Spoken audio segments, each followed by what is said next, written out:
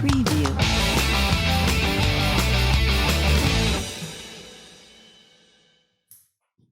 Hello everyone, Pastor Kevin here with your Wednesday devotion. We are reading from 2 Corinthians chapter 10, verses 12 through 18.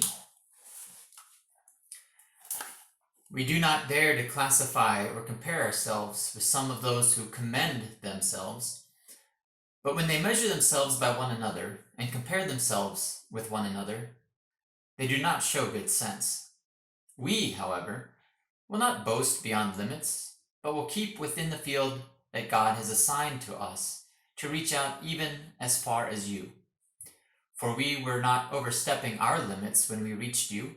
We were the first to come all the way to you with the good news of Christ. We do not boast beyond limits, that is, in the labors of others. But our hope is that, as your faith increases, our sphere of action among you may be greatly enlarged, so that we may proclaim the good news in lands beyond you without boasting of work already done in someone else's sphere of action. Let the one who boasts boast in the Lord.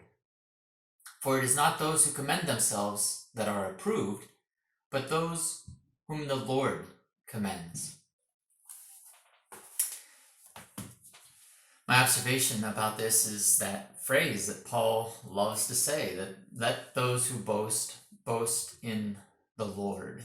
And so he's writing to the church while he has been away for a long time, and in that absence, others have stepped into leadership, calling themselves apostles, and that creates a sense of competition among some people. Well, Paul says this, but these folks say that, and what do we do? And it seems that those folks who stepped into leadership, calling themselves apostles, were boasting about kind of their credentials. And if we know Paul, we know that his credentials is simply, I proclaim Jesus and I suffer for that.